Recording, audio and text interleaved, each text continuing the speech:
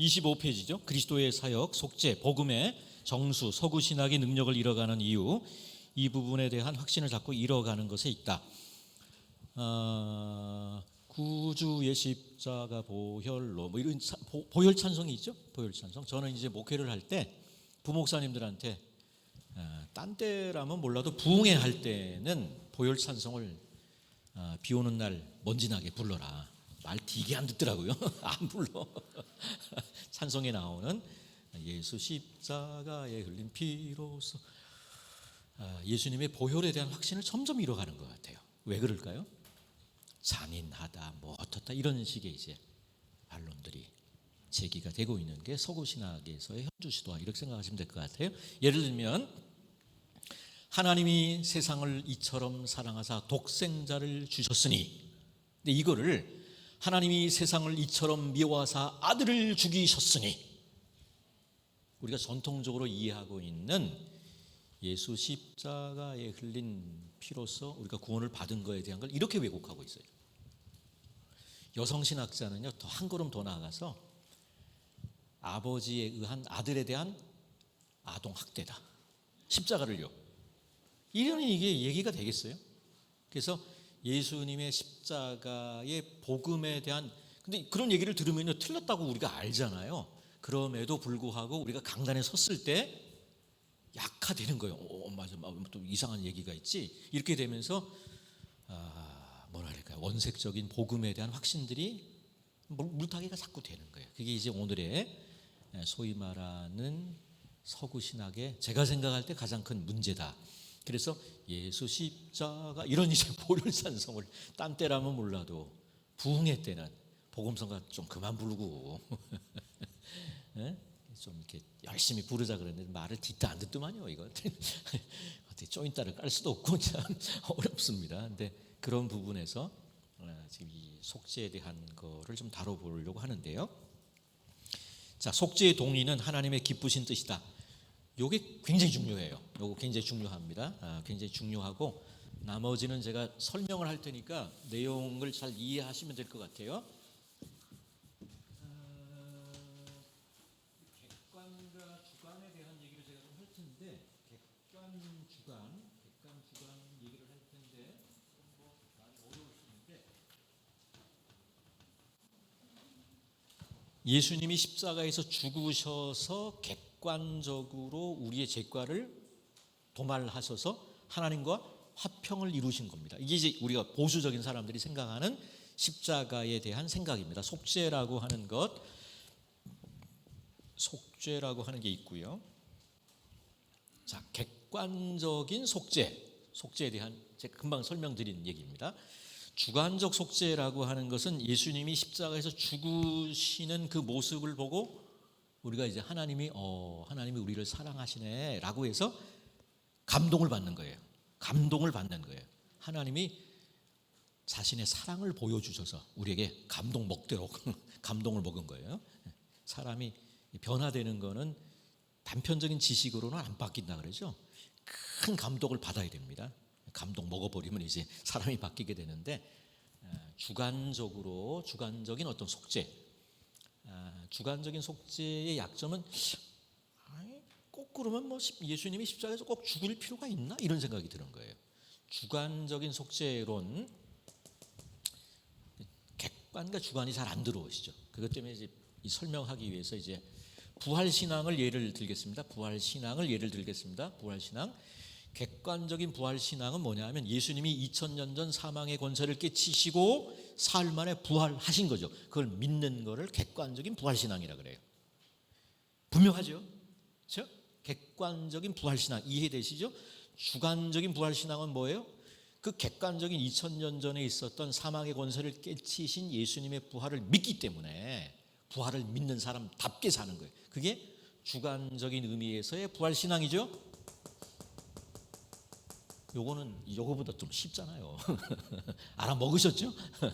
됐고, 기도의 효능이라고 하는 것. 기도의 효능을 믿으시죠? 기도하면 하나님이 우리의 기도에 응답하시죠? 그거는 객관적인 기도의 효능을 믿는 거예요. 병에 걸렸습니다. 기도하니까 나았어요. 객관적으로 우리의 기도의 제목이 응답이 되는 거예요. 응? 병자가 일어나고 뭐 우리가 기도하는 대로 기도했을 때 저는 작년 요맘때네요. 6월 달에 양안복시라고 하는 게 걸렸어요. 양안복시, 양쪽 눈이죠. 양안복시라고 하는 건 뭐냐 하면 사시를 얘기하는 거예요. 사시, 눈 짝짝이 되는 거 있죠. 눈이 짝짝이가 돼버린 거예요, 일시적으로. 그런데 감사하게도 8월 16, 17, 18일 날인가 19일 날인가 토요일 날이죠. 토요일 날 코로나가 걸렸네. 그리고는 그 코로나 덕에 양안복시를 고쳤습니다. 할렐루야. 상당히 약올라 하시더라고. 코로나 걸린 것이 저에게 유익이 됐던 거예요. 와, 놀라시는데 좋아요. 반응 아주 참 좋습니다. 기도했을 때 병 고쳐 주시는 그게 있죠. 그게 이제 기도의 효능입니다. 객관적인 기도의 효능을 여러분 다 믿으시죠? 근데 객관적인 기도의 효능을 안 믿는 사람도 있어요. 칸트 같은 사람들. 이제 크게 보면 속죄, 부활신앙, 기도의 효능에서 객관적인 걸 믿는 사람들은 보수적인 사람들이에요.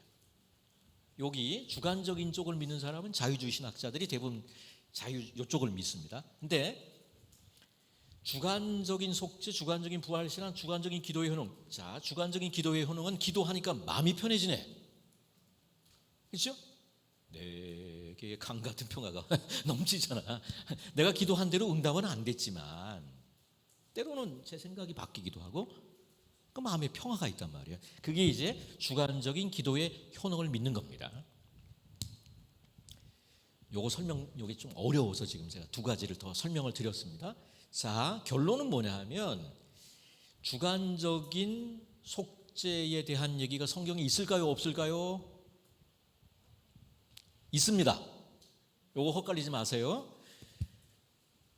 주관적인 부활신앙, 성경이 이쪽이 주로 자유주의 신학자들이 이쪽을 주장하는 거가 문제라 그랬는데, 문제는 이 사람들은 이거를 부정해요. 이걸 부정해. 그리고 이쪽만 믿어. 기도에 있어서도 기도하면 하나님이 우리의 기도를 들으신다라고 믿는데 안 믿는 거죠. 에이, 그런 거 안 돼. 그냥 마음의 평화가 있고 심리적 위안을 위해서 기도하는 거지 기도한 대로 응답되는 거 아니야. 이렇게 믿는 게 이제 자유주의 신학의 문제입니다. 그래서 이게 제가 볼 때는 양자택일의 문제가 아니고 양쪽 다 있는 거예요. 자, 이 속죄론에 관해서도 우리는 이쪽을 주장합니다. 이쪽을 주장하는데 자유주의 신학 쪽에서는 이쪽을 부정하고 요것만 주장한다면 우리 쪽에서는 이거를 주장하고 이걸 부정해요. 이게 문제인 거예요. 양쪽이 다 있는 거예요. 그래서 이 부분을 여러분들이 좀 잘 생각을 하면 좋겠습니다. 우리가 가지고 있는 속죄관은 대리 형벌이에요. 우리가 받아야 될 형벌을 주님이 대신 받으신 거죠. 그렇죠? 그래서 우리가 구원을 받게 되는 것이다라고 하는 게 전통적인 견해라고 생각하시면 될 것 같고, 그래서 이 부분에 대한 것, 근데 이쪽 부분을 성경에 없다고, 이게 제가 신문제 냅니다. 여러분들이 시험 안 보시니까 기독론과 구원론 그 이제 학기말 시험 볼 때 주관적 속죄로는 성경에 없다, 틀렸어요. 있어요. 베드로 전서가 굉장히, 저는 고린도 전서를 통해서 은혜를 많이 받았고요. 베드로 전서도 굉장히 은혜로운, 우리 생각하고 다르죠. 베드로 전서. 애매하게 고난을 받아도 하나님을 생각하고 참으면 복되다. 여러분, 내가 당하는 고난에 대한 이유를 알 때 그 고난을 견디기 쉬울까요? 모를 때 견디기 쉬울까요? 알 때 훨씬 견디기 쉽습니다. 내가 의도 터져도 싸지, 이렇게 되면 괜찮아, 문제가 없는데 너무 억울한 거예요. 그런데 베드로전서는 그럴 때 기뻐하고 즐거워하래. 안 됩니다. 저는 당해보니까요. 저는 그 일을 당해보니까 성경은 알아. 성경 말씀 베드로전서에 애매하게 고난을 받으면 정말 기뻐할 거래요. 근데 정말 애매하게 고난을 딱 받으니까 너무 억울한 거야. 야, 하나님 말씀 멀고 주먹이 가까운 거야. 주먹이 보는 거야. 한 달 정도 지나니까 이제 정신을 차리게 됩니다. 글쎄, 하나님 말씀이 맞지, 이런 생각이 들게 되는데, 그런 구절들, 주관적 속죄에 대한 게 이제 베드로전서 2장 한번 찾아보십시다. 베드로전서 2장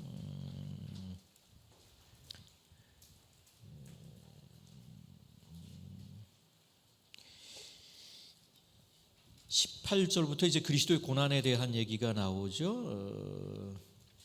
21절 이를 위하여 너희가 부르심을 받았으니 그리스도도 너희를 위하여 고난을 받으사 너희에게 본을 끼쳐 그 자체를 따라오게 하려 함이라.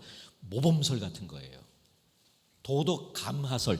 이 주관적 속죄론의 명칭은 도덕 감화설이에요. 예수님의 십자가의 죽으심을 통해서 우리의 마음속에 도덕적 감화를 일으키는 것이다. 또는 모범설 같은 거. 예수님의 모범을 우리도 따라가게 하기 위해서 예수님이 십자가에서 죽었다. 이게 모범설이에요. 모범설적인 그런 성경 본문인 거죠. 자, 그래서 주관적 속죄라고 하는 것 성경에 있습니다. 우리는 이쪽만 주장하고 이쪽을 주장하지 않는 것 때문에 문제가 되는 거예요. 저장미꽃 위에 이슬 아직 이런 찬송을 부르면 안 된다는 거예요. 누가 이 객관적 속죄를 강하게 주장하는 사람, 예를 들면 마이클 호튼 같은 사람은 그따구 찬송 부르면 안 된다 이런 주장을 합니다. 뭐 안 돼요? 되지. 예수라면 어떻게 하실까? 소설책 읽으신 분 너무 큰 도전 받지 않습니까? 그따구 소설 읽으면 안 된다는 거예요. 뭐가 안 돼요? 예수라면 어떻게 하실까? 예수님이 따라가신 발자취를 따라가려고 하는 게 중요한 게 아니고 예수님이 우리를 위해서 죽으신 것, 하나님이 우리를 위해서 하신 일이 중요하지 우리가 하나님을 위해서 하는 게 중요하지 않다는 거예요. 너무 극단적인 주장이라고 생각하시면 됩니다. 그래서 이 부분 잘 생각해 보시기를 바랍니다. 속죄론에 있어서 객관적인 것을 주장하는 게 우리 보수적인 쪽인데, 보수적인 쪽의 약점은 주관적인 걸 무시해버린 거예요. 대표적으로 뭐 나이가 저보다 한 살밖에 안 어린 것 같아요. 마이클 호튼 굉장히 유명한 사람입니다. 그런 책들을 보면 너무 극단적이에요. 이걸 부정해. 성경에 있는데 왜 부정해? 아까 제가 마틴 로이드 존스 얘기도 했는데 로이드 존스도 약간 좀 그런 증상이 나와요. 그래서 이해는 할 수 있어요. 왜냐하면 이쪽 사람들이 이거를 부정하니까, 이쪽 사람들, 자유주의 쪽의 사람들이 주관적인 거를 쭉 강조하는 사람들이 객관적인 걸 부정하니까 거꾸로 객관적인 걸 너무 강조하다 보니까 주관적인 걸 무시하는 거예요. 근데 이 부분은 양자택일의 문제가 아닙니다. 양쪽 다. 근데 우선순위를 따지면 어느 게 우선이에요? 객관이 우선이에요? 주관이 우선이에요? 이건 쉽죠. 예수님이 2000년 전에 부활하셨는지 안 하셨는지 중요하지 않대. 오늘 우리가 부활의 신앙으로 살아가면 된대. 개떡이다. 말도 안 되는 얘기잖아요. 이게 있고 나서 그 다음에 주관적인 게 성립이 된 거기 때문에 굳이 둘 다 성경적이지만 굳이 따지자면 이쪽이 우선이 되겠죠.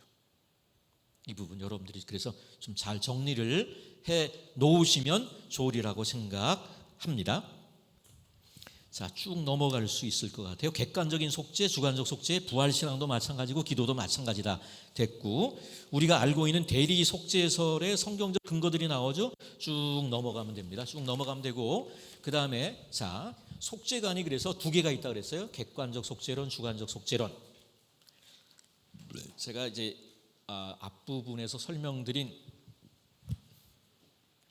그리스도의 위격과 관련된, 그리스도의 인격이죠, 펄슨에 관련된 토론은 교회 역사에서 1000년 동안 있었어요. 1000년 동안 있었어요. 그래서 신인 양성 교리를 가지고 계속 싸운 거예요. 싸운 겁니다. 신성, 인성 한쪽을 부정하면 이단입니다.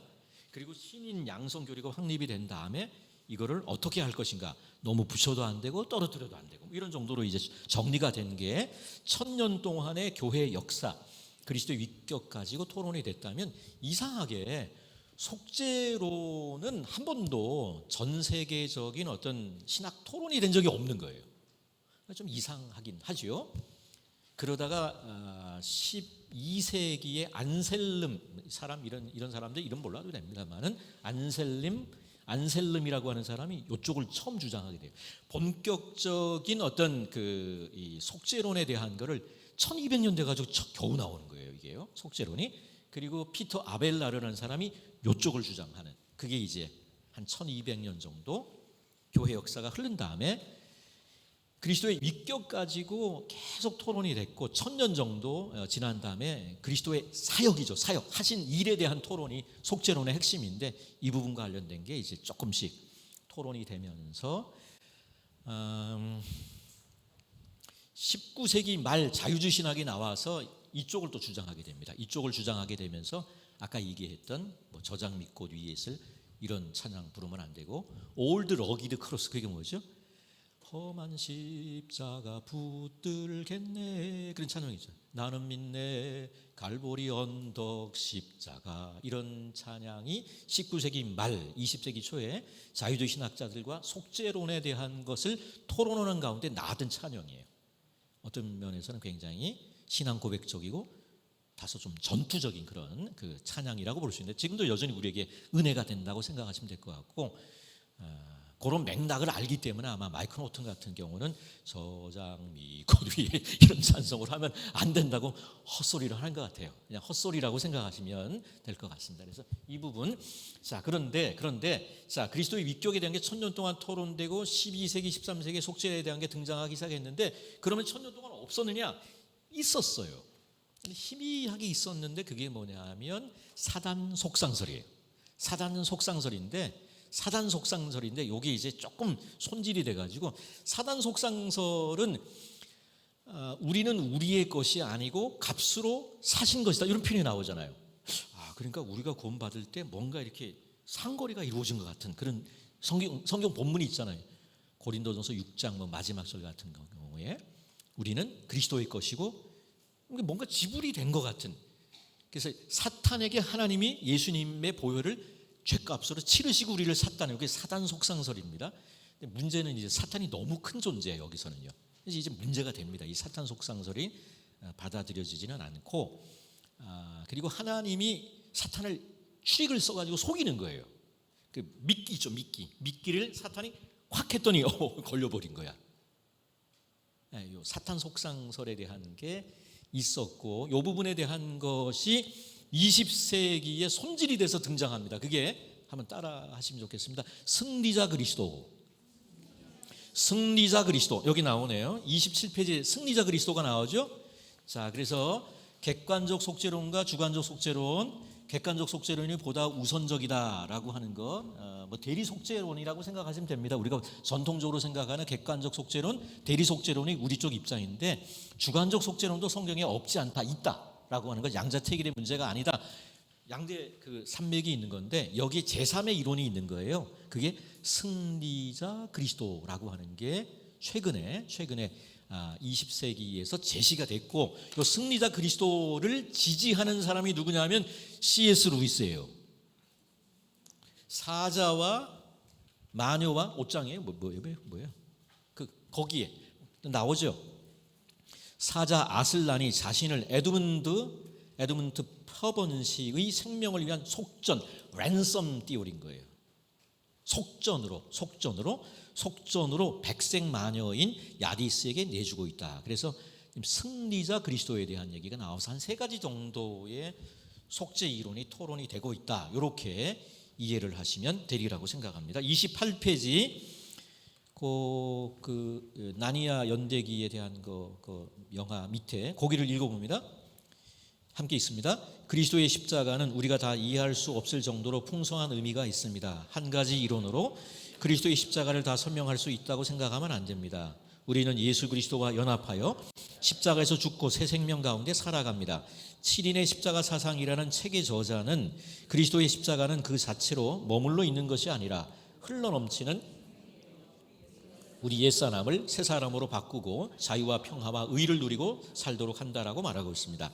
그런 의미에서 보면 그리스도의 십자가는 하나님과 우리 사이의 화목을 위하여 우리의 죄값을 치르심이요, 유대인과 이방인 사이의 막힌 담을 허심이며 악의 세력에 대한 승리를 선언한 것입니다. 성경은 하늘에 있는 것이나 땅에 있는 것이 다 그리스도 안에서 통일되게 하려 하심이라고 말씀하십니다. 자, 이 부분에 하이그링에서 굉장히 중요합니다. 이 부분, 그래서 교회 안에서 보다 이 뭐랄까요? 보혈에 대한 확신들, 그 서구 신학에서 이 부분이 자꾸 토론이 되면서 막 헛소리가 나오는 거예요. 아동학대다. 아버지에 의한 아들에 대한 아동학대다.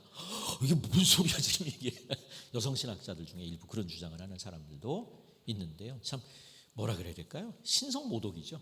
거의 안 믿는 사람들이 그렇게 얘기하는 거는 이해가 되는데, 믿는다고 하는 신자들 가운데서도 이런 얘기가 나오면서 이 어떤 예수님의 십자가, 보혈 이런 것들이 갖는 능력에 대한 것을 상실해가고 있는 게 문제다 생각하시면 되겠습니다. 자, 제한 속죄하고 보편 속죄에 대한 얘기로 넘어가는데요. 요거는 다소 좀 전문적입니다. 자, 예수님이 십자가에서 누구를 위해서 죽으셨을까요? 정답이 뭐예요? 나를 위해서 죽으셨다 그러시더라고요. 정답입니다. 아주 좋습니다. 그거. 예수님이 십자가에서 누구를 위해서 죽으셨을까? 누구를 위해서 십자가에서 예수님이 죽으셨는가? 나왔습니다. 한쪽 입장은 모든 사람을 위해서 죽었다는 겁니다. 모든 사람을 위해서 죽었다는 거고, 한쪽 입장은 택자들만을 위해서 죽었다는 겁니다. 이게 우리 입장이에요. 우리 개혁신학의 입장은 택자들만 위해서 죽었다는 거예요. 어떻게 느껴지세요? 되게 째째하네 그럼 이거. 기마이를 확 써가지고 모든 사람 위해서 죽으셨다 그러면 어디 덧나요? 왜 개혁신학에서는 예수님이 십자가에서 모든 사람이 아니고 택자들만 위해서 죽었다고 째째한 소리 하는 거예요? 왜 그럴까요? 이 부분은 예수님이 십자가에서 누구를 위해서 죽으셨는가? 모든 사람 또는 둘 다 성경이 있습니다. 한쪽만 성경이 있다고 생각하시면 안 돼요. 자, 그러면 누가 구원을 받는가라고 할 때 이쪽에서는 누가 구원받는다 그럴까요? 믿는 자가 구원받는 거예요. 예수님이 십자가에서 모든 사람을 위해서 죽으셨는데 믿는 자가 일부가 구원받는 거예요. 여기도. 그런데 여기는 어떻게 할까요? 택자를 위해서 죽으셨고 그 택자가 구원받는 거예요. 그러면 믿는 자하고 택자가 똑같네, 이렇게 볼 수 있죠. 같은 소리 하는 거야 이게. 이해됐었죠? 네? 성경에는 양 라인에 함께 있는 거예요. 양쪽. 이쪽을 보통 이제 알미니안이라 그럽니다. 알미니안이라 그러고 우리 개혁신학이라 그러는 건데, 자, 양쪽을 제가 다 성경적이라고 인정했습니다. 자, 여기에서 문제는 뭐냐면 예수님께서 십자가에서 택자들을 위해서 죽으셨으니까 택자들에게만 전도해야 된다고 주장하는 사람들이 있어요. 요거를 하이퍼 켈빈주의자라 그래요. 극단적 칼빈주의자. 아닌 것 같습니다. 자, 누가 택자인지 어떻게 알아요? 모르잖아요. 그러니까 만민에게 복음을 전해야 되는 거야. 그래서 우리는 예수님이 십자가에서 택자들을 위해서 죽으셨다, 택자들만을 위해서 죽었다고 얘기하지만, 그러나 누가 택자인지를 모르기 때문에 우리는 만민에게 복음을 전해야 되는 겁니다. 근데 만민에게 복음 전하는 걸 반대하는 칼빈주의자가 있어요. 그걸 하이퍼 켈빈주의자라 그래요.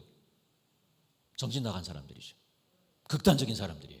그래서 자, 여기가 개혁신학이고 여기가 알미니안 신학이라 그랬는데, 개혁신학에서 택자들에게만 전도해야 된다, 불택자들에게 전도하면 안 된다. 그런데 누가 택자인지 누가 불택자인지 모르니까 만민에게 전해야 되는 거예요.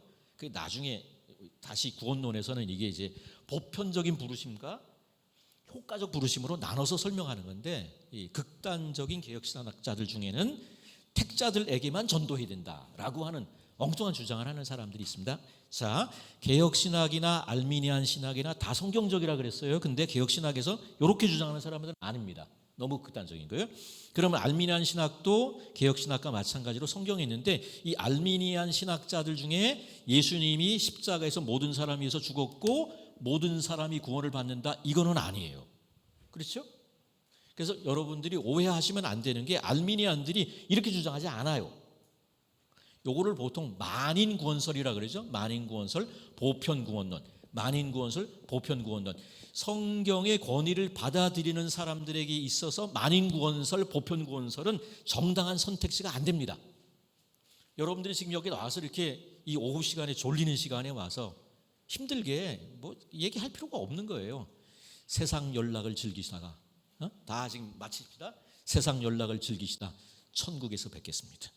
만인구원설이 그거예요. 완전히 엉뚱한 소리 하는 거라고. 그래서 만인구원설이 옳다면 성경 다 거짓말이에요. 지옥에 대해서 가장 많이 얘기한 분이 누굴까? 의외로 사랑의 예수님이에요. 게헨나.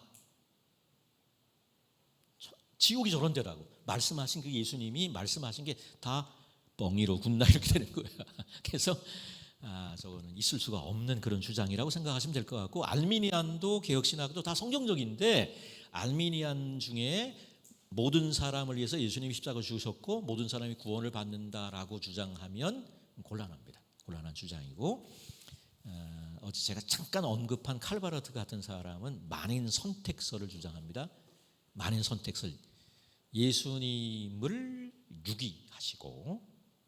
유기하시고 온 인류를 하나님이 선택한 거예요. 예수님이 십자가에서 엘리 엘리 라마 사박다니 유기 외침을 외치신 거예요.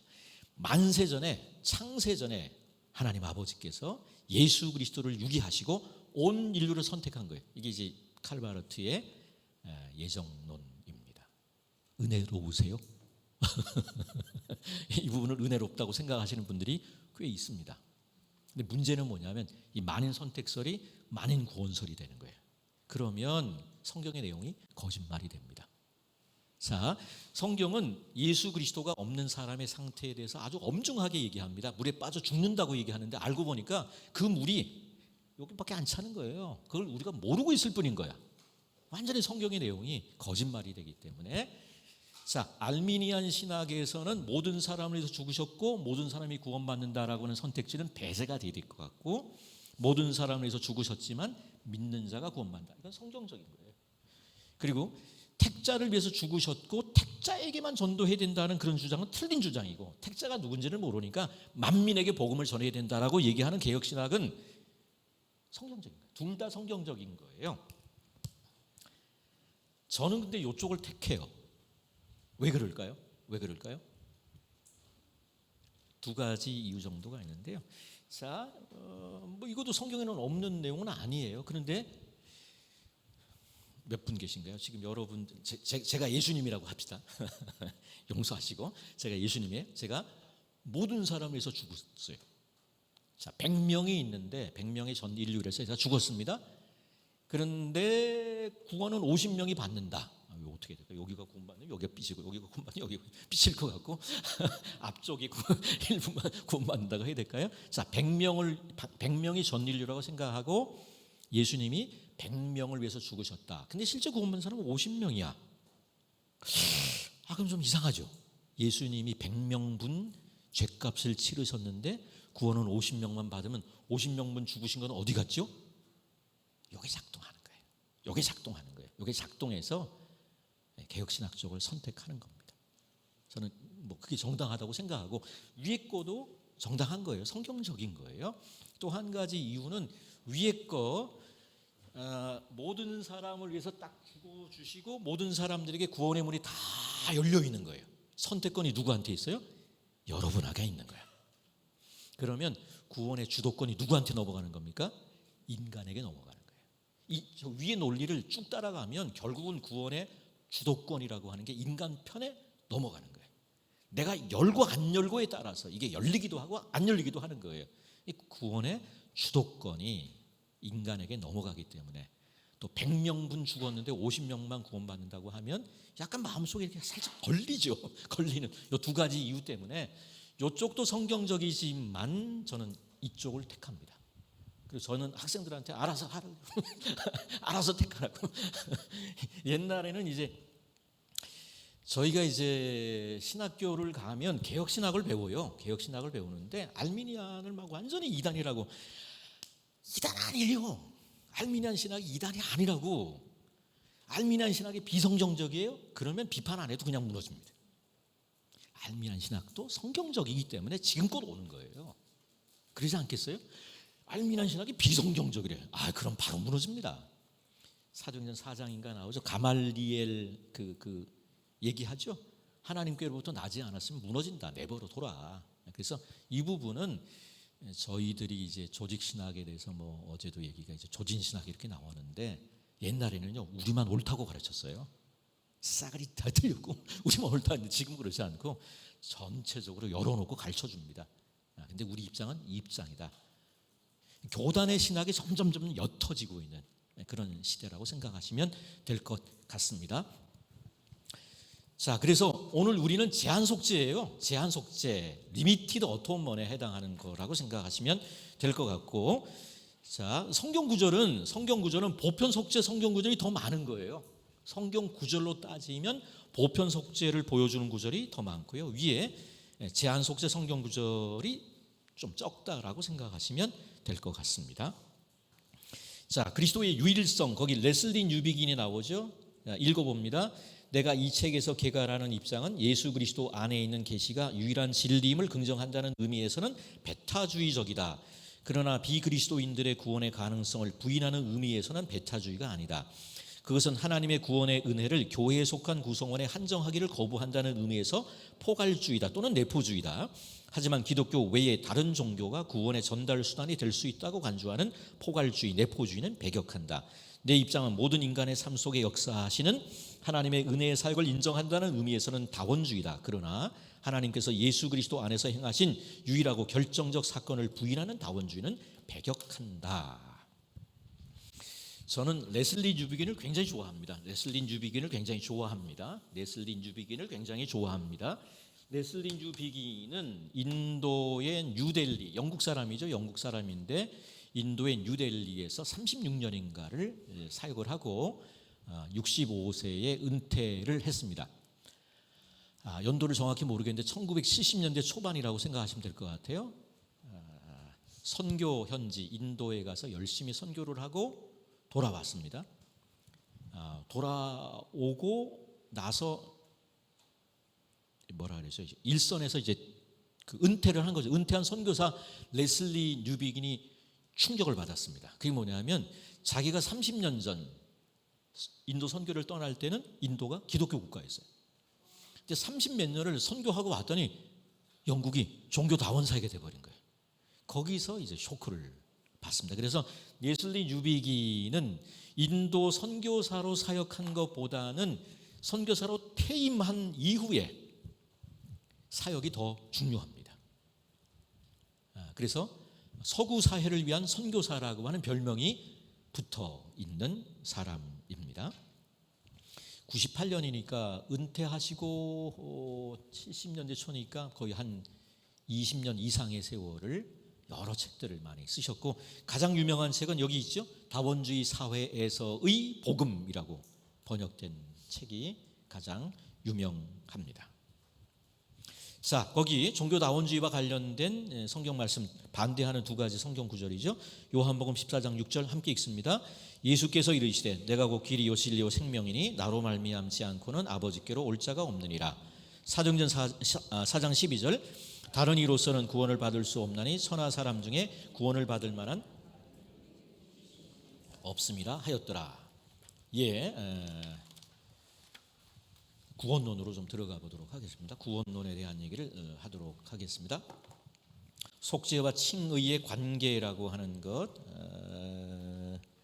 거기 그 세 번째 단락에 나오는 것, 속죄는 기독교 신앙의 발전소이자 새 생명의 원천이다. 하나님의 권능이 우리 것이 될 수 있도록 떠받쳐주는 토대다. 그러나 우리는 그 동력을 최적화해서, 즉 전원 스위치를 올려 동력과 연결되어야 한다. 칭의는 마치 스위치를 올리는 행위와 같다. 그리스도의 유익이 우리 것이 되고 우리 삶의 현실화되는 통로가 바로 칭의다. 속죄 교리와 칭의 교리는 같은 사슬에 있는 아주 중요한 연결고리다. 하나는 이유, 다른 하나는 방법. 그러니까 속죄는 이유라고 한다면 칭의는 방법이다. 알리스터 맥그라스의 책의 내용들을 제가 가져온 거고요. 자, 32페이지로 가봅니다. 성령님과 구원에 대한 얘기를 하도록 하겠습니다. 기독론은 객관적인 구원이라고 보통 얘기합니다. 예수님이 죽으시고 부활하셔서 우리의 구원을 이루셨다면 이제 구원론에서는 성령께서 주관적인 객관적인 그리스도 사건을 주관적인 이제 구원의 사건이라 그럽니다. 그리스도께서 죽으시고 부활하신 것을 구원의 사건이라고 하고, 이제 이게 성령 하나님의 역사하심을 통해서 예수를 믿게 되는 게 성령의 역사다라고 해서 이제 구원론으로 들어가게 되는 건데요. 자, 하나님의 주권과 인간의 책임에 대한 성경의 한 실례라고 되어 있는데 너무 작아서 잘 안 보이는데요. 집에서 읽어보시면 될 것 같아요. 찾아서 읽어보시면 여호와께서 바로의 마음을 강팍하게 하사, 그 말씀이 되풀이가 되죠. 그러면 책임이 누구한테 있습니까? 하나님께 있는 거 아니에요? 하나님께서, 여호와께서 바로의 마음을 강팍하게 하사 이렇게 나오는데 실제로 찾아보면 그렇지 않습니다. 찾아보면 이번에도 바로와 바로의 신하들이 그러다 툭 들어와요. 여호와께서 강팍하게 하고. 그래서 전체적으로는 여호와께서 바로의 마음을 강팍하게 했다라고 하는 말이 성립이 되기는 하는데 실제로 성경 구절은요, 바로가 몇 번에 걸쳐서, 앞부분에는 바로가 자기 마음을 강팍하게 한 거로 이렇게 나오고, 뒤쪽으로 갈수록 여호와께서 이렇게 쑥쑥 들어오면서 이렇게 함께 나와 있으니까 여러분들이 성경 구절을 찾아서 확인해 보시면 될 것 같아요. 성경은 그러니까 이게 이제 하나님 책임이냐 인간 책임이냐 양자택일의 문제가 아니고 별반 문제 없이 그냥 왔다 갔다 하는 거예요. 그 뒷부분에 33페이지입니다. C.S. 루이스의 개인기도라고 하는 75페이지에 그 신비로운 지점에서 벌어지는 일을 인과적으로 정의하려 한 시도가 은혜와 자유의지에 대한 커다란 수수께끼를 만들어냈는데, C.S. 루이스가 뭐라고 해요? 성경은 그 위를 유유히 날아간다. 바로 왕도 마찬가지잖아요. 바로가 자기 마음을 강팍하게 한다. 여호와께서 바로의 마음을 강팍하게 한다. 이게 좀 왔다 갔다 하는 거예요. 성경에서는 별로 논리적으로 충돌이 안 되는 거예요. 그 위를 유유히 날아가고 있습니다. 자, 빌립보서 말씀을 인용합니다. 두렵고 떨림으로 너희 구원을 이루라. 이것은 순수한 펠라기우스주의일세. 하지만 그렇게 해야 하는 이유는 무엇이지? 너희 안에서 행하시는 이는 하나님이시니 이는 순수한 어거스틴주의야. 어거스틴은 하나님의 은혜를 강조했다면 펠라기우스는 인간의 책임을 강조한 이단자라고 생각하시면 됩니다. 자, 펠라기우스는요 지금 영국의 스코틀랜드 쪽 출신의 수도사입니다. 지금도 스코틀랜드는 상당히 변방 아니에요? 그러니까 4세기 이 어간에는 촌뜨기지, 촌뜨기. 촌뜨기. 근데 이 촌뜨기가 펠라기우스가 로마의 제국의 수도에 왔는데 로마의 그리스도인들이 너무나 타락한 거예요. 수도사 펠라기우스 입장에서 봤을 때 왜 이렇게 됐을까? 왜 이렇게 됐을까? 생각하고 고민하는 가운데 펠라기우스가 당시 베스트셀러가 어거스틴의 참회록이었어요. 어거스틴의 참회록을 보신 분? 오, 대단합니다. 저는 읽었는데 너무 어려서 참회록이 뭐 애들이 여자 아이들이 뭐 고무줄 놀이 하는데 가서 고무줄 끊어 먹고 뭐 이런 거, 이제 어릴 때 뭐 가게 가서 뭐 훔쳐 먹고 이런 거 뭐 있는 줄 알았더니 막 철학적인 뭐 창세기 주석이 나오고 뭐 시간론 토론하고 골치가 아파요. 근데 하여간 그게 당시 베스트셀러였답니다.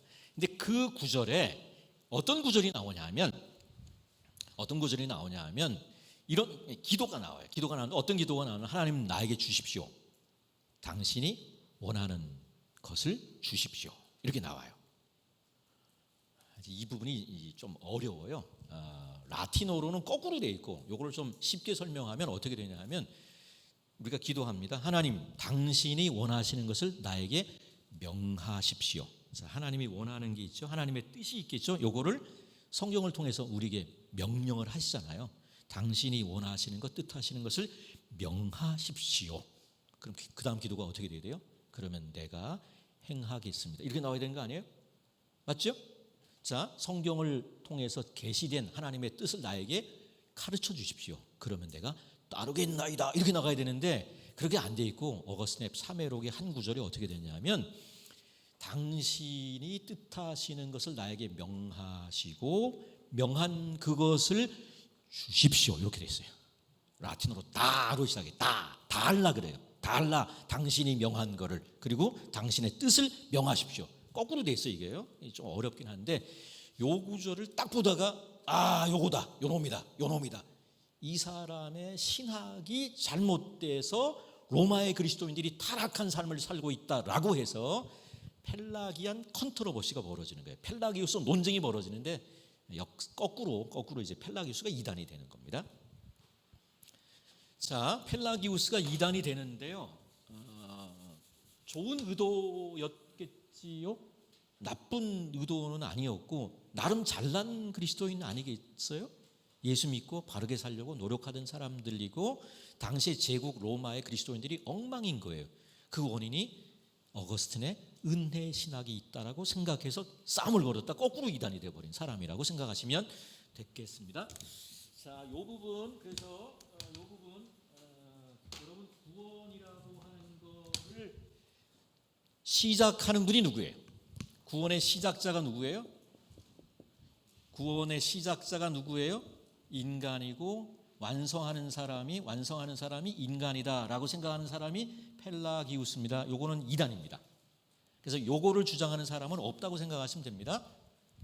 여기에 이제 보통 세마이라 그래서 세마이 반, 한국 우리나라 말로는 요거도 반이고 요거도 반이죠. 요건 엔타이예요. 반대한다는 뜻이고 요거는 해프죠. 해프. 절반 펠라기안.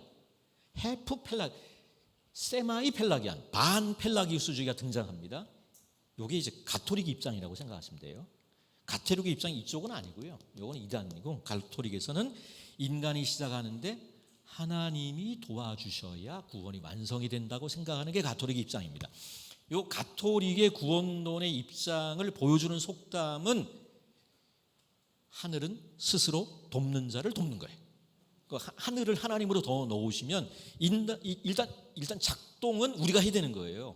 우리가 먼저 작동을 하면 하나님이 은혜를 주시는 거예요. 가톨릭 신학에서는 가장 중요한 게 공로 사상입니다. 공로 사상이에요. 공로 사상이 뭐 복잡해요, 그게요. 여러분들은 여러분의 공로로 천국에 갈 수 있으세요? 안 되죠. 대부분은 다 모자라. 공로가 모자라서 남의 것 좀 빌려다 써야 되는 거예요.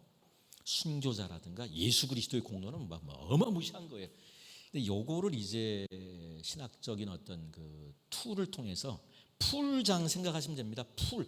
교회라고 하는 가톨릭 교회라고 하는 큰 풀에다가 공로를 성인들의 공로를 저장해 놓는 거예요. 그리고 그거를 필요한 때 이제 갖다 쓸 수 있는 거예요. 이런 식으로 이제 공로 사상이 곡해되게 된다라고 보시면 될 것 같고, 선생님 정확히 제가 언어를 모르겠는데, 그래서 세례가 중요해요. 가톨릭 그 전체적인 어떤 신학에서는 세례 받기 전까지는요 우리 공로가요 안 쌓여요.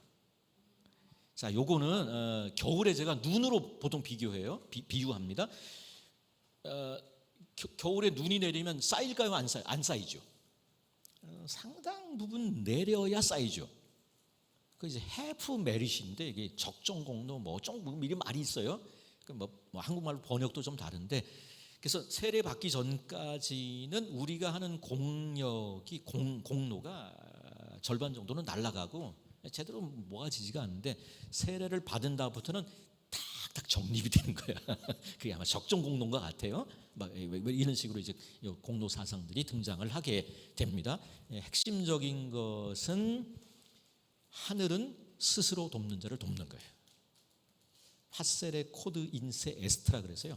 그 자신 안에 있는 것을 행하는 사람을 하나님이 은혜를 베푸시는 거예요. 그래서 이게 중요합니다. 구원의 시작은 우리가 해야 되는 거예요. 그러면 하나님이 은혜를 베푸셔서 구원의 완성을 이루신다라고 하는 게 지금 가톨릭의 주장이라고 생각하시면 됩니다. 요거 하나님이 인간이 구원을 시작하지만 하나님이 도우셔야 된다. 끝까지 인간이 해야 된다고 주장한 게 이제 펠라기안이라고 한다면, 지금 가톨릭의 입장은 세마이 펠라기안의 입장이다. 반 해프 펠라기안의 입장이라 생각하시면 되겠고, 그 다음에 여기 이제 알미니안이 등장합니다. 알미니안은 구원의 시작은 세상 없어도 하나님이 아니면 못한다. 전적 타락했잖아요. 그렇기 때문에 하나님이 아니면 이 구원의 처음 시작을 할 수 없다. 하나님이 은혜를 주셔야 구원이 작동되는 거예요. 그런데 여기에 인간이 힘을 합쳐야 되는 거예요. 이게 신인협력설이에요. 신인협력설이에요. 그렇죠? 그래서 알미니안들을 보통 우리가 비판할 때 신인협력설이라고 얘기를 합니다. 가톨릭은 어쩐 입장이? 인신협력이네. 근데 그런 말은 안 써요. 그런 말을 쓰지는 않고. 근데 비슷한 맥락이, 처음에 인간이냐 하나님이냐, 여기 이제 하나님이 했으면 인간이, 아니면 이제 인간이 했으면 하나님이, 이렇게 비슷한 맥락 아니겠어요? 신인 협력이 어느 정도 이루어진다고 보는 게 세마이 펠라기안이나 알미니안의 입장이라고 보시면 될 것 같아요. 자, 그럼 개혁신학은 뭐라고 얘기할까요? 개혁신학은 뭐라 그래요? 시작도 하나님이 하시고 완성도 하나님이 하신다, 이렇게 주장합니다. 질문이 뭐예요? 그럼 인간은 뭐 하죠? 개혁신학에서 인간이 개혁신학에서는 지금 여기 알미니안 신학을 신인협력이라고 얘기를 하는데, 그러면 개혁신학에서는 인간이 뭘 하죠? 이 부분이 중요한 것 같습니다. 자, 이 부분을 제가 좀 설명을 드릴게요. 우리 개혁신학에서도 인간이 해야 돼요. 근데 그 알미니안들은 이제 신인 협력이라고 우리가 비판을 하는데, 그러면 인간이 협력을 하면 안 되네. 이런 주장이 나오는데, 자, 구원의 서정 순서입니다. 이거는요, 뭐 서정 구원의 순서 그러면 약간 촌스럽게 느끼나? 이제 신학자들이 좀 멋지게 보이려고 오도 살루티스라고 뭐 라틴어에다가 이제 구원의 서정 넘겨 보시면, 자, 34페이지 밑에 보시면 최근 신학자들이 합의하고 있는 구원에서는 읽어봅니다. 위에서부터 부르심, 중생, 회심에는 회개와 믿음이 있어요. 그 다음 칭의, 결정적 성화, 양자됨, 점진적 성화, 견인, 영화. 요게 이제 최근에 신학자들이 합의하고 있는 우리의 구원의 순서인 거예요.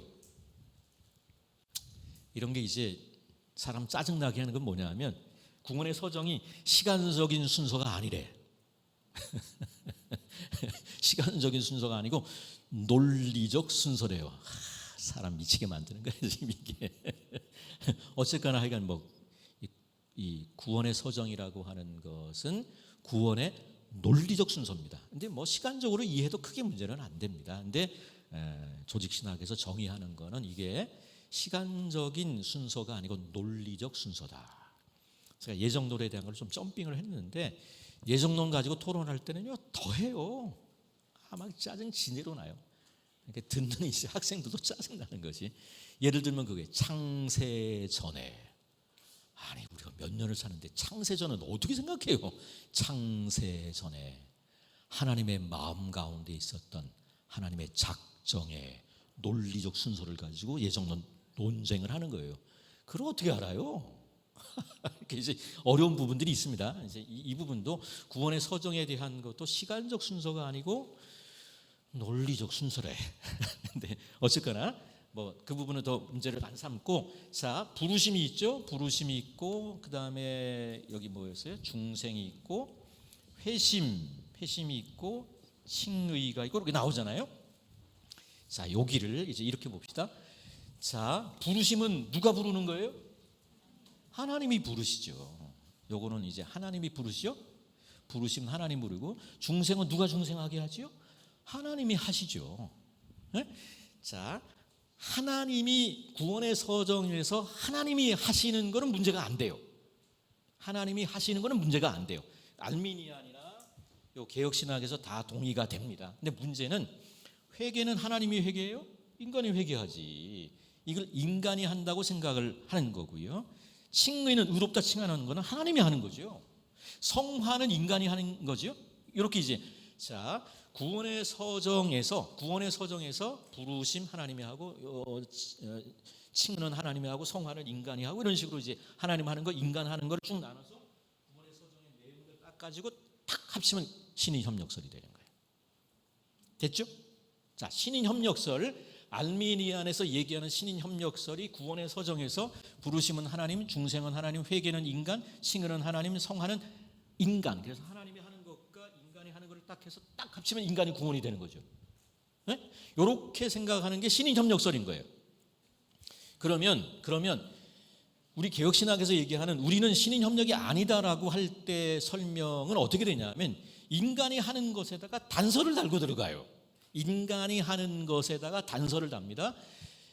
어떤 단서를 달냐 하면, 인간이 회개하는 거죠. 인간이 거룩하게 살기 위해서 노력해야 되지만, 하나님이 하게 하셔야 회개하고, 하나님이 화게 하셔야 거룩한 삶을 살 수 있다라고 단서를 달고 들어가는 게 우리 쪽이라고 생각했습니다. 그러니까 우리 쪽에도 인간이 하는 게 있다 없다? 있잖아요. 인간 신인협력이라고 알미니안을 비판하는데 실제로 개혁신학에서도 인간이 해야 될 부분이 있다는 걸 인정한다고요. 그런데 인간이 해야 된다라고 하는 것에 대해서 하나님이 도와주셔야 회개할 수 있고, 믿음도 우리가 믿는 게 아니고 하나님이 믿게 하셔야 믿는다, 이런 식으로 고집스럽게 주장하는 게 개혁신학이에요. 그럼 그 다음 질문은 그거예요. 왜 그럼 이렇게 하죠? 왜 이런 주장을, 왜 개혁신학에서는 구차하게 왜 이런 주장을 하죠? 구원에 관한 한 그 어떤 공로도 우리 쪽에 있다고 얘기하지 않으려는 게 개혁신학인 거예요. 전적인 이 구원의 공로를 하나님께 돌리려고 하기 때문에 알미니안을 향해서 뭐 신이 협력이고 어쩌고, 그럼 우리는 아무것도 없어요. 있잖아. 있어요. 있다고. 우리 쪽에서도 인간이 믿어야 됩니다. 여러분들이 회개해야 되고 우리가 거룩에 이르기 위해서 노력해야 되는 거예요. 그러나 그럼에도 불구하고 하나님이 도와주셔야 믿을 수 있고 회개할 수 있고 거룩함의 열매를 맺을 수 있다고 고백하는 게 개혁신학이다. 이렇게 생각하시면 됩니다. 그래서 이 부분에 대한 거, 자, 알미니안에 대한 거 신인협력이고, 개혁신학은 하나님이 시작하시고 하나님이 완성하는데, 그러면 존 웨슬리 감리교의 창시자는 어느 입장인가? 이게 어려워요. 감리교의 창시자, 감리교를 알미니라고 생각하는데 존 웨슬리는 의외로 여기를 동의합니다. 할렐루야. 그래서 존 웨슬리를 함부로 비난하지 마시기를 바랍니다. 그래서 존 웨슬리의 일기에 나와요. 이 내용이 나오는데, 구원은 철저하게 처음부터 마지막까지 하나님이 하신다. 칼빈주의자 젊은 목회자가 싸움을 한번 하려고 선생님 80살 된 존 웨슬리를 만나서 20살에 20살 정도의 캠브리지의 설교자, 칼빈주의자인 이 사람이, 선생님 죄송하지만 선생님은 알미니안으로 알려져 있고 저는 칼빈주의자인데 싸움을 하기에 앞서서 내가 몇 가지 물어보겠다고. 묻는 것마다 존 웨슬리가 바로 그게 내가 믿는 거라고, 바로 그게 내가 믿는 거라고, 바로 그게 내가 믿는 거라고. 그러면 지금 선생님이 고백한 게 내가 믿는 칼빈주의자입니다. 더 이상 싸울 필요가 없네요. 칼을 거두어 칼집에 꽂겠습니다. 이게 일기장에 나와 있습니다. 이쪽 사람 일기장에도 나와 있고 웨슬리 일기장에도 그 사람과의 만남이 나와 있어서 이 부분에 있어서 알미니안의 대표적인 사람이 이제 웨슬리라고 얘기했는데, 실제로는 웨슬리 견해는 이쪽에 해당한다고 보시면 될 것 같아요. 자, 그래서 이 싸움이 굉장히 논리적 싸움 같은데, 여러분 이렇게 얘기하죠. 구원에 있어서 하나님의 주권 100, 인간의 책임 100이죠. 자, 이걸 다르게 좀 설명하면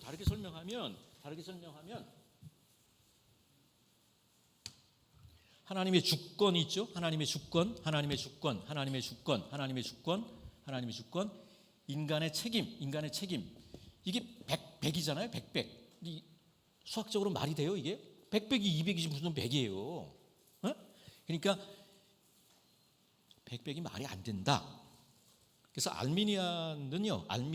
알미니우스 쪽의 입장은 말이 되는 게 알미니안 입장이라고 생각하시면 됩니다.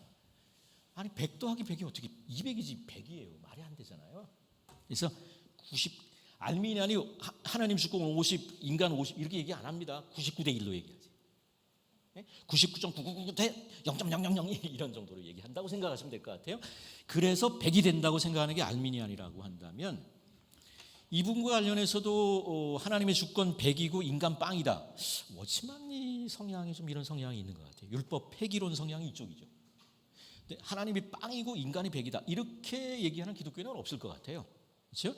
50대 50도 거의 얘기하는 사람은 없을 것 같고 99대 1 그래서 100 이런 정도인데, 우리 입장은 요거라고 생각하시면 될 것 같고요. 제가 이 부분을 가르치면 우리 이제 대학원에 그 감리교에서 온 사람들이 있잖아요. 감리교에 있는 사람들이 와서 이제 레포트를 합니다. 협성신학교는 이렇게 가르친답니다. 협성신학교는 이렇게 가르칩니다. 우리 입장하고 똑같이 가르친대요. 근데 감신 쪽이죠. 냉천동에 있는 냉천동에서는 이렇게 가르친다. 99대 1이라든가 90 더하기 10해서 100으로 가르친다. 감리교 안에서도 약간 감리교 신학교는 보다도 우리보다 좀 약간 더 멀어져 있다고 생각하시면 될 것 같고, 협성이라든가 이런 쪽은 뭐 저희랑 비슷하게 100대 100은 100이다 이렇게 주장하는 거고, 자, 이거는 100대 100이 어떻게 200이지 100대 100이 100이냐, 이거는 하나님과 인간이 저와 여러분과 동등하다고 생각하기 때문에 벌어지는 해프닝이에요. 하나님과 우리는 달라요. 다르잖아요. 그러니까 100 더하기 100대도 100이 된다고. 여기 얘기하는 것처럼 그 C.S. 루이스가 얘기하고 있지요. 여기 안 적어놨네요. 제가 지워버렸는데, 두렵고 떨림으로 너희 구원을 이렇게 돼 있는데, 요 다음에 문구가 나오는데, 우리 인간들은 뭐 요런 논리를 펴는 거죠.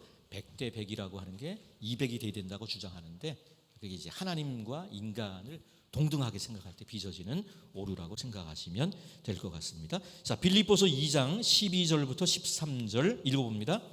그러므로 나의 사랑하는 자들아, 너희가 나 있을 때뿐 아니라 더욱 나 없을 때에도 항상 복종하여 두렵고 떨림으로 너희 구원을 이루라. 너희 안에, 왜냐하면으로 시작합니다. 왜냐하면입니다. 너희 안에서 행하시는 이는 하나님이시니 자기의 기쁘신 뜻을 위하여 너희에게 소원을 두고 행하게 하신다. 자, 쭉 넘어가 보도록 합니다. 자, 부르심으로 가겠습니다. 부르심, 다음 페이지입니다. 35페이지. 외적 부르심, 보편적 부르심과 내적 부르심, 유효적 부르심이 나옵니다. 유효적 부르심에 대한 성경 구절은 사도행전 13장 46절, 제가 안 써놨는데 사도행전 13장 자주장사 루디아의 예를 듭니다. 사도행전 13장 46절 한번 읽어보도록 합니다. 13장 46절.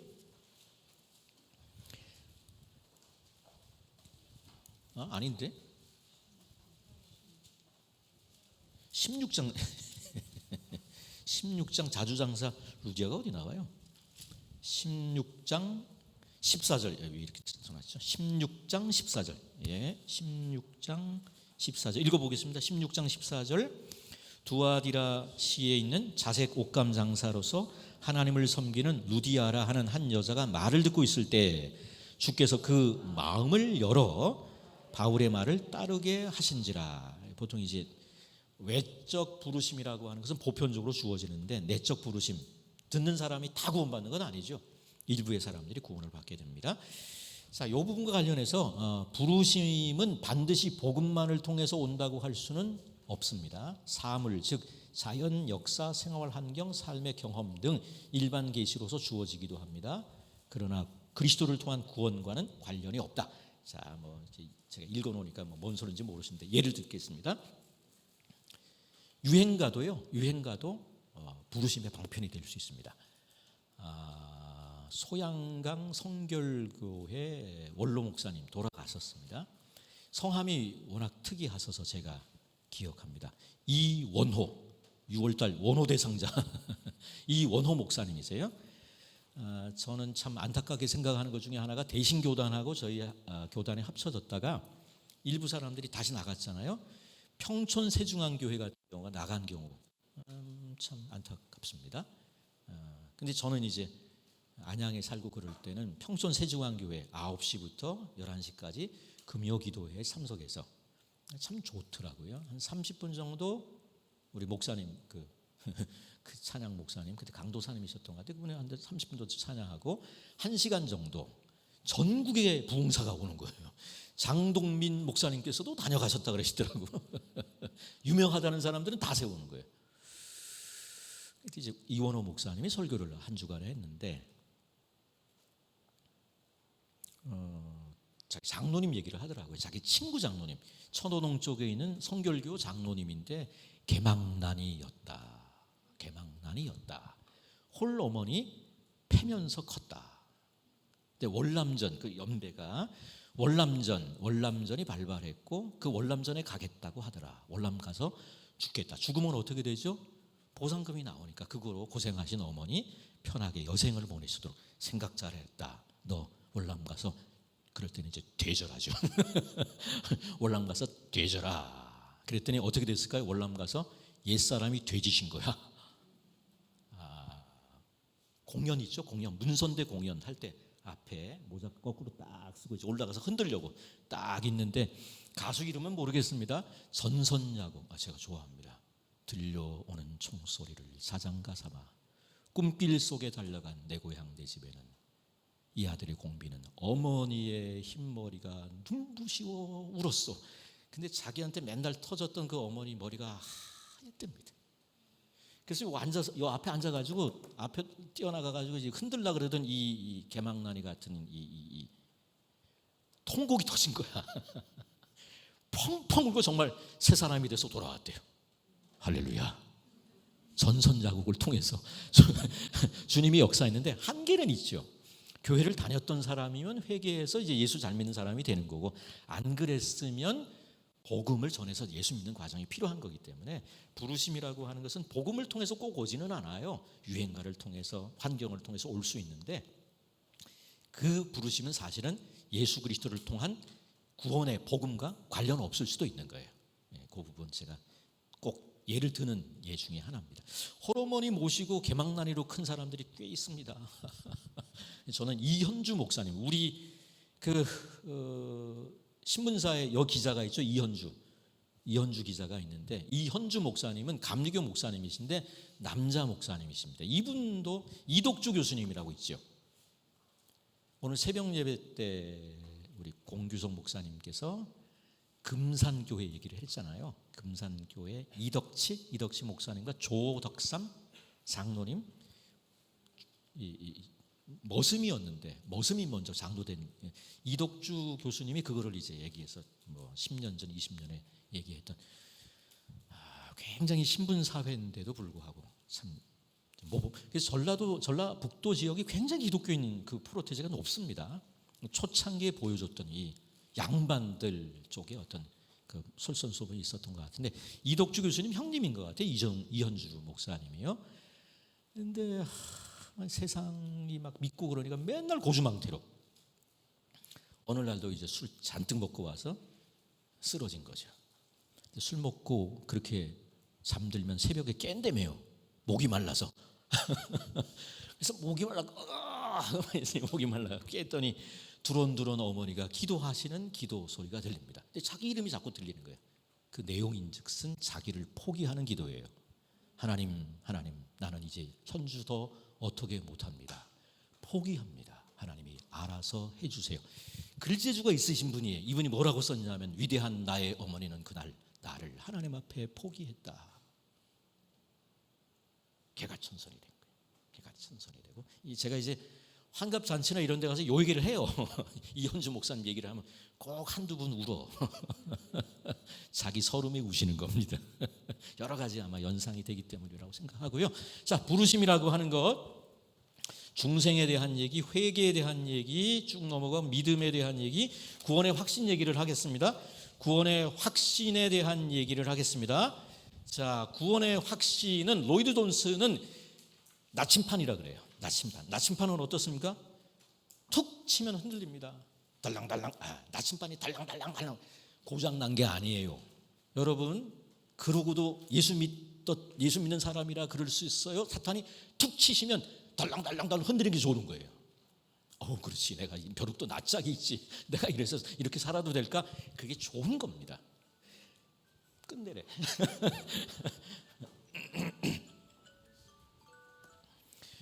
나침판이라고 로이드 존스 목사님이 설명합니다. 자, 네가 이렇게 사는데 구원받은 하나님의 사람이라고 할 수 있어. 툭 치면 흔들리는 게 좋은 거예요. 꽉 믿어도 이게 구원파야. 꽉 믿어도 이게 구원파야. 나침판에 바늘이 달랑달랑 거리는데, 이거 왜 이래, 이거 방정맞게 해서 탁 본드로 고정하는 순간 고장난 거예요. 그렇죠? 그래서 여러분들이, 저는 그래서 구원의 확신을요, 구원의 확인으로 바꾸자고 주장하는 사람이에요. 구원의 확인입니다. 네가 그렇게 살고도 구원받은 하나님의 사람이라 그럴 수 있고, 사탄이 송사하면 흔들리는 게 좋은 거예요. 나침판이야. 정상인 거예요. 그런데 이 흔들리는 우리의 구원의 확신이 말씀을 통해서, 그러나 그럼에도 불구하고 뭔 소리야, 내가 구원받은 하나님의 사람이지 확인하는 거예요. 그래서 구원의 확신, 믿습니까? 아멘. 믿습니까? 아멘. 그런 거 관계없어요. 목소리를 크게 내서 아멘 하느냐 안 하느냐 얘기가 아니라 우리를 송사할 때 아하, 말씀을 통하여 내가 구원받은 사람임을 확인하는 게 구원의 확신입니다. 여러분, 가톨릭에서는 죽어봐야 안다 그런데요. 전도법화 훈련을 제가 부목사 때 받았어요. 남서울 교회 홍종일 목사님 교회 가서 집사님이 사부가 돼서 가톨릭 신자에게 가서 복음을 그 집사님이 전하고 목사님 2명이 이렇게 앉아서 봤는데 맨 처음에 얘기하니까 구원의 확신 얘기하니까 뭐라 그러냐면 에이, 죽어봐야 알죠. 내가 다니는 성당에 신부님도 없대는데 신부님인지 수녀님인지 모르겠습니다. 내가 다니는 성당에 수녀님도 죽어봐야 안다 그러네. 나 같은 무지랭이가 무슨 하나님 나라에서 눈칠 자신이 있겠냐고 얘기하고 이제 복음을 쭉 전한 다음에 이 복음을 받아들이길 원하는 받아들이면 또 펑펑 울대요. 이야, 전도 폭발이 일어납니다. 그래서 가톨릭에서는 구원의 확신 얘기를 안 하는데 구원파에서는 확 믿어두라는 쪽으로 얘기하는데 둘 다 틀렸다고 생각하시면 될 것 같고, 건강한 구원의 확신은 조금 흔들리는 게 좋은 거예요. 너무 그거 처음에 오늘이라도 뭐 이 세상을 떠나시면 하나님 나라에 갈 수 있는지 믿습니까? 그럼 처음에는 한두 사람 아멘 또 모르면 이제 조금씩 더 많아져. 과반수가 되고 막 나중에는 아멘 이러는데 다 소용없어요.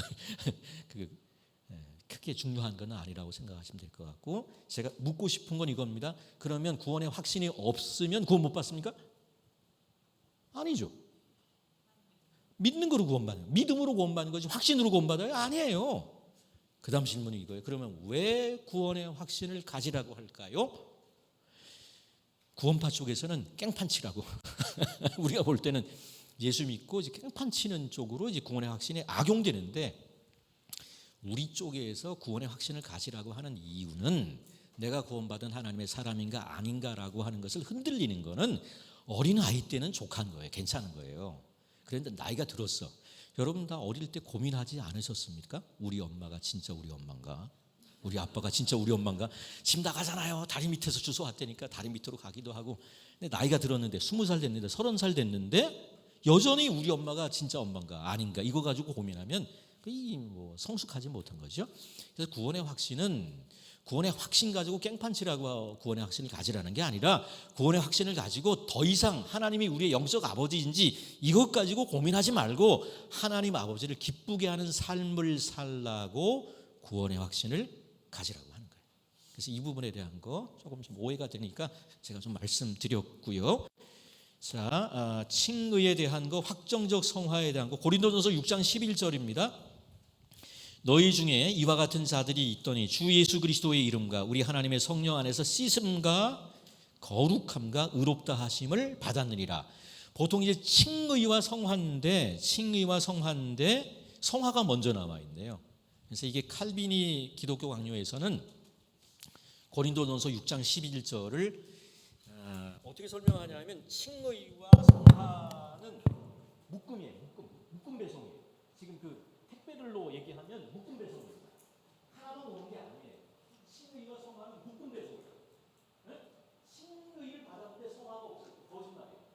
그래서 칼빈은 이거를 이중은혜라고 해요. 우리가 하나님을 믿을 때 하나님께서 우리에게 이중은혜를 주시는데 그 묶음 배송 안에 칭의와 성화가 함께 들어요. 그 근본절이 고린도전서 6장 11절이기 때문에 여기 중요합니다. 그래서 제가 학생들에게 꼭 시험 문제 내는 성경 구절입니다. 그리고 최근에 일어나고 있는 확정적 성화에 대한 근거 구절이기도 해요. 여기요. 그래서 한꺼번에 두 마리 새를 잡는 거기 때문에 고린도전서 6장 11절을 강조하는 겁니다. 완전주의의 문제가 나오고 견인교리에 대한 이의가 나오는데 그 부분은 넘어가고요. 교회와 종말에 대한 얘기로 쭉 들어가 보도록 합니다. 교회에 대한 얘기 나와 있고 41페이지 하나님의 백성 그리스도의 몸 성령의 전 이렇게 나와 있는데요. 하나님 나라와 교회는 하나님 나라를 보여주는 단체라고 생각하시면 될 것 같습니다. 교회가 하나님 나라 자체다라고 생각하면 그게 가톨릭의 오류입니다. 우리는 그렇지 않고 교회 자체는 하나님의 나라는 아니지만 하나님의 나라를 보여주는 단체다 이렇게 생각하시면 되겠고요. 넘어가시면 교회의 여러 구별들이 나오죠. 전투하는 교회, 지상의 교회는 전투하는 교회고 천상의 교회는 승리한 교회고 가견교회와 불가견교회가 있고 유기체로서 교회와 조직체로서 교회가 있고, 교회 속성은 통일성, 거룩성, 보편성, 사도성이 나오고요. 참된 교회의 표지는 말씀의 참된 전파, 성리의 올바른 시행, 권징의 신실한 수행, 이렇게 나옵니다. 세 가지가 나와요. 자, 말씀과 성례가 중요한 거예요. 말씀과 교회론에서는 두 가지만 기억하시면 돼요. 우리의 은혜 방편도 말씀과 성례고요. 다음 페이지 나오죠. 다음 페이지, 다음 페이지네요. 47페이지에 보시면 은혜 방편에도 말씀과 성례가 나오는 거예요. 자, 그래서 교회론에서는 말씀이 중요합니다. 그리고 성례가 중요한 거예요. 세례와 성찬이 중요한 거예요. 가톨릭은 성례주의이기 때문에 말씀보다 어떤 면에서는 성례주의가, 세크라멘탈리즘이 굉장히 강합니다. 그런데 우리는 말씀 중심이다 보니까 이 성례 쪽이 약한데, 그거는 우리가 잘못하는 거예요. 성례가 그만큼 중요한 겁니다. 말씀도 중요하고 성례도 중요하고. 자, 그래서 참된 교회의 표지가 말씀의 참된 전파, 성례의 올바른 시행, 그리고 은혜의 방편이 말씀과 성례예요. 거기에다 기도를 넣느냐 안 넣느냐 이거 갖고 토론이 되는 거고. 자, 교회 표지와 관련해서는 권징에 대한 얘기를 제가 좀 해야 될 것 같은데, 44페이지 보시면 밑에 잠언 9장 8절입니다. 읽어봅니다. 거만한 자를 책망하지 말라. 그가 너를 미워할까 두려우니라. 지혜 있는 자를 책망하라. 그가 너를 사랑하리라. 자, 이 말씀 제가 굉장히 좋아하는 말씀입니다. 제가 청년들을 유학 가기 전에 4년 지도를 했어요. 청년들 지도할 때, 제가 4년 지도를 할 때 제가 목산대 내비게이터에 가서 선교공부를 했어요. 선교단체 역량이 저는 좀 있는 사람이고, 선교단체에서 배울 게 참 많다라고 저는 개인적으로 생각을 합니다. 내비게이터에서 제가 배우면서 신학을 공부하지 않아도 하나님의 말씀대로 살려고 하는 사람에게 하나님이 지혜를 주시더라고요. 지금 내비게이터 대표 회장님이 윤용섭 회장님이신데, 그분이 제 멘토세요. 제 멘토시고요. 홍익대와 시립대를 담당하시는 그런 분이셨는데, 목요일 날 오전마다 이제 내비게이터 그 윤용섭 간사님에게 목사 4명이 성경을 배웠어요. 감리교 목사님 1명, 침례교 목사님 1명, 저를 포함해서 장로교 목사 2명, 4명이 신학도 공부하지 않은 간사이신 윤용섭 원장님한테 성경을 배웠는데, 그 일주일 동안에 살았던 삶을 나누면서 목사님들이 딱 질문하죠. 성경 말씀 가지고 탁탁 대답해요. 성경 말씀과 딱딱 대답해요. 기가 막히죠. 교회 현장에서 고민하는 내용들을 딱 질문하면요, 그 원장님이 딱 말씀 가지고 딱딱 대답합니다. 제가 이제 ROTC 장교로 군대를 갔다 왔는데 예비군 훈련이 꼈어요. 근데 수요일 날 이제 전화를 했죠. 그 일을 돕는 분에게, 신간사님한테 전화해서 내일은 내가 보통 예비군 훈련이 일주일간 꼬박 했었어요. 출퇴근하면서. 그러니까 내일은 성경 공부 못 가겠다. 내일 예비군 훈련이 있다. 그랬더니 신간사가 그 밑에서 일을 도와주고 있던 저보다 좀 어리신 분이신데, 이분이 뭐라 그러냐. 알겠습니다, 목사님. 그런데 목사님, 저희들은 내비게이터들은 예비군 훈련 빠지고 성경 공부 나오라고 합니다. 그리고 뒤에다 토를 다는 거야. 그래요? 그리고 전화 끊고 예배를 드리는데 자존심이 상했어요. 제가 평신도들인 내비게이터 멤버들은 성경 공부와 예비군 훈련이 끼면 예비군 훈련을 하루 빠지면 하루 반으로 페널티를 받아요. 1.5배로 페널티를 받는데, 페널티를 받고 예비군 훈련을 제끼고 성경 보러 오라 그런다는 거야. 근데 그냥 그러니까 그렇게 한다고 그냥 알려드린다고 얘기하는 거야. 근데 수요일 예배를 드리는데 제가 예배를 못 드리겠는 거예요. 자존심이 상해가지고. 그 다음날 어떻게 했을까요? 예비군 훈련을 제끼고 제가 갔죠. 성경으로 가고, 그 다음 토요일 날 청년부 설교 때 학생들을 막 조지는 거야. 이제 주님을 위해서 희생한 게 뭐가 있어? 그래서 제가 그때 깨달았어요. 우리가 너무 편하게 신앙생활 하는구나. 교회 청년들에 비해서 선교단체 쪽에 강하게 드라이브를 거는 거예요. 그때 이제 배운 말씀이 이 말씀입니다. 자, 거만한 자는 사람 가려서 책망하라는 얘기죠. 근데 거꾸로 뒤집으면 어떻게 됩니까? 책망받을 게 잘 받아들이면 내가 지혜 있는 사람이 되는 거고요. 책망을 잘못 받아들이면 어리석은 사람임을 자기가 입증하는 거야. 이렇게 청년들을 가르쳐 놓고 야단치는 거예요. 눈물이 쏙 빠지도록 막 야단쳐요. 꼼짝 못하고 다 당해요. 그리고 이게 청년부는 문제가 없는 게 대부분 교육자가 나이가 많아요. 나이가 한 5살 많기 때문에 야 이놈아 똑바로 내가 너한테 리더하라 그랬어 네가 한다 그랬잖아 이놈아 막 이렇게 해도 꼼짝 못해. 재미를 톡톡 입은 성경 말씀입니다. 이 말씀이 서강대 사회학과 다니던 이제 리더인데 이 녀석이 이제 7월 초인 것 같아요. 6월 말이나 요 정도에 와서 목사님 저 7월 달에 미국 여행을 갔다 오겠다는 거예요. 동생하고. 그러라고 그거 내가 어떻게 그걸 막아요. 근데 보니까 뭐 시애틀인가 들어가고 저쪽 동쪽으로 갔다가 이렇게 LA로 나오는 거야. 대륙 횡단을 이렇게 했다 이렇게 하는 거예요. 만만하게 보시면 안 됩니다. 이게 어마어마하게 넓거든요. 이게 아니 그걸 보여주는 거예요. 근데 이제 가만히 보니까 그 허락 받을 필요가 없잖아요. 갔다 오면 되는데. 근데 문제는 그렇게 해서 바로 다음이 수련회인 거야.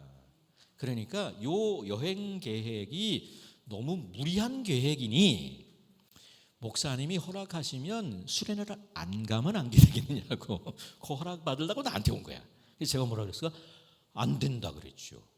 그랬더니 어떻게 했을까? 이 친구가 그래요 목사님 제가 잘 알았습니다. 순종하겠습니다. 대신 기도해 주세요. 잘못하면 동생은 또 여학생이었는데 운전을 못하니까 혼자 해야 되는 거야. 하루에 부산 왕복을 해야 되네요. 매일 부산 왕복이야.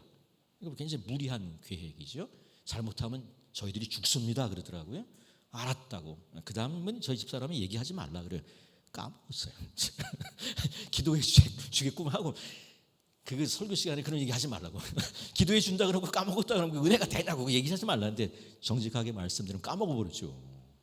7월 총괄지 그 얘기를 했을 때 안 된다고 얘기하고 기도해 달라 그랬는데 저는 까먹어버린 거예요. 8월 초가 돼서 이제 1일인가 2일, 3일, 4일 가는데 온 거예요. 이놈이 와가지고 사진을 열심히 찍었어요. 통통한 귀여웠어요. 이놈이 아주. 제가 물었죠. 영환인데 최영환인데 어떻게 된 거냐. 예 목사님 그때 김포공항입니다. 김포공항에 갔더니 저랑 똑같은 계획을 갖고 있는 놈이 한 놈이 있더라고.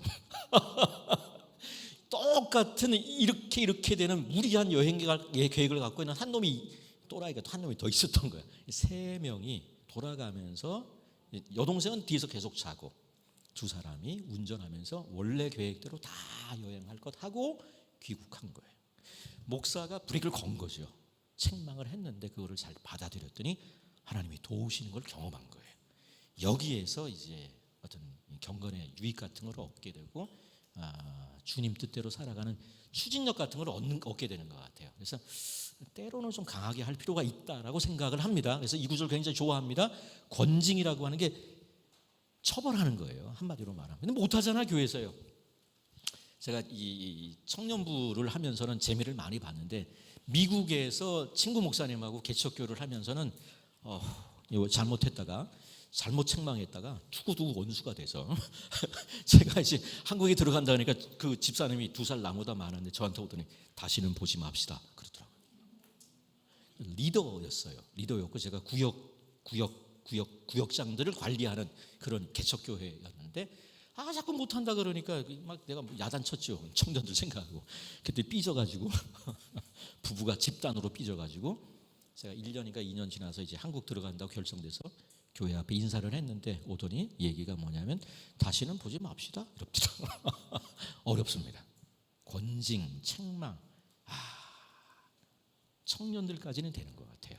참 쉽지는 않은 것 같은데 하나님의 말씀의 권위를 가지고 교육자들이 책망 함부로 못합니다. 여러분 개신교에서 수틀려가지고 카톨릭으로 가죠. 다시 돌아온대요. 왜 그런지 아세요?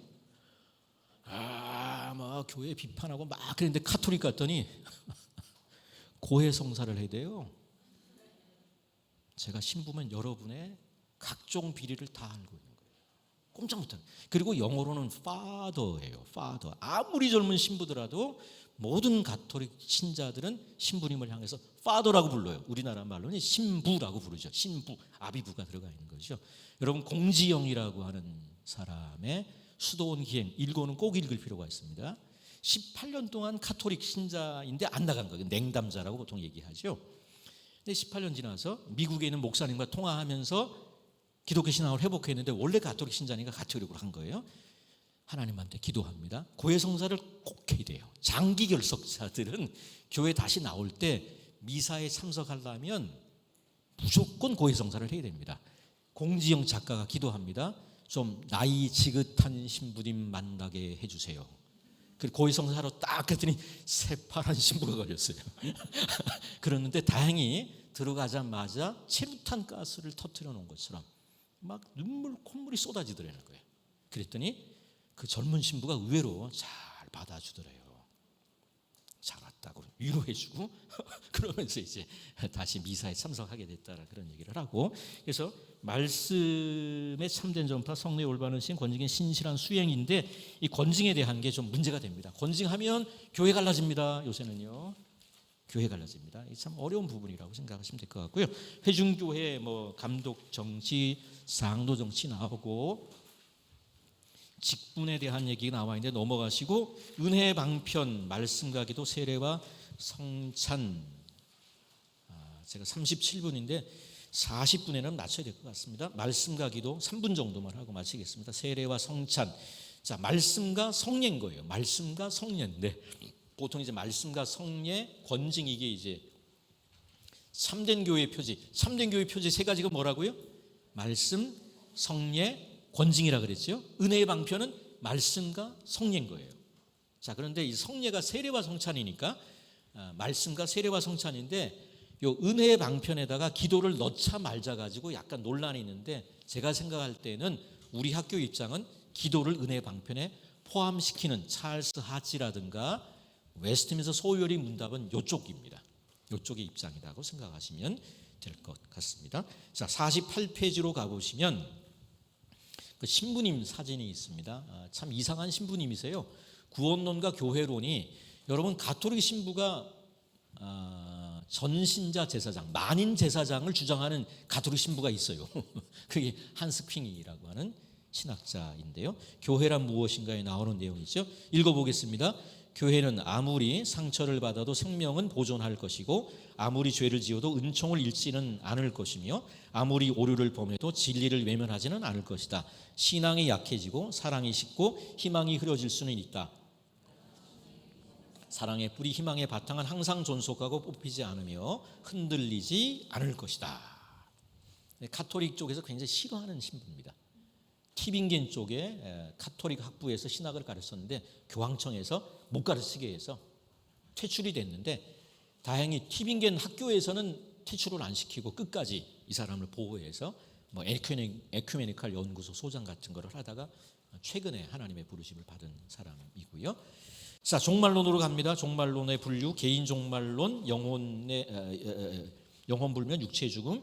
일반 종말론은 그리스도의 재림, 최후 심판, 최후 상태인데요.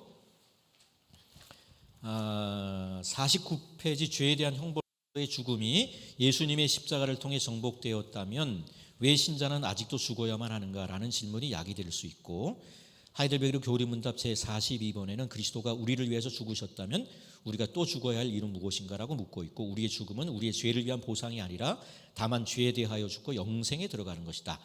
우리의 죽음은 영생에 들어가는 것이다. 우리는 죽음의 문을 통과한 후에 영생의 풍요 속에 들어가게 될 것입니다. 이 부분은 얘기 못하겠네요. T.S. 엘리엇의 황무지의 서문. 여기 이제 그 미국에서 영국으로 가서 보다 전통적인 것 속에서 기독교 신앙을 발견한 사람입니다. 이 사람은요. 근데 거꾸로도 있어요.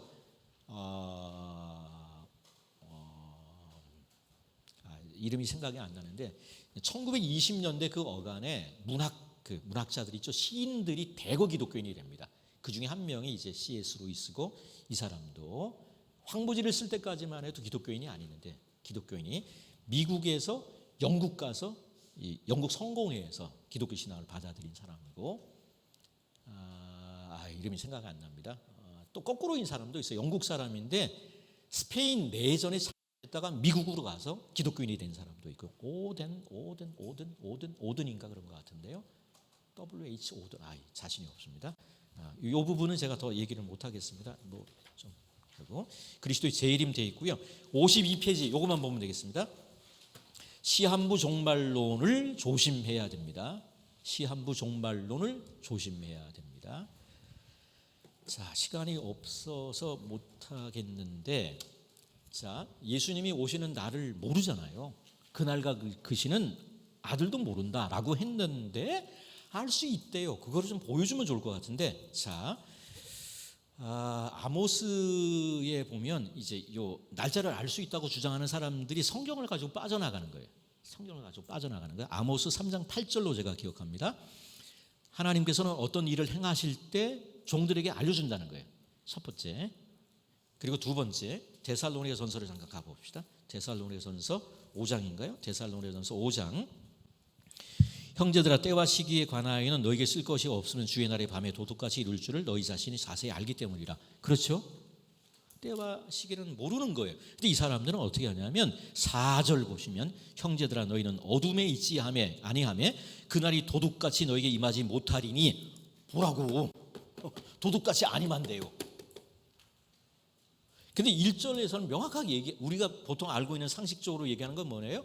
그날과 그것이 모른다. 도둑같이 오신다. 4절에 뭐래요? 너희는 어둠에 있지 않으며 그날이 도둑같이 오지만 문제가 안 된다. 깨어있는 삶을 살면 된다. 그 문맥이잖아요, 이게.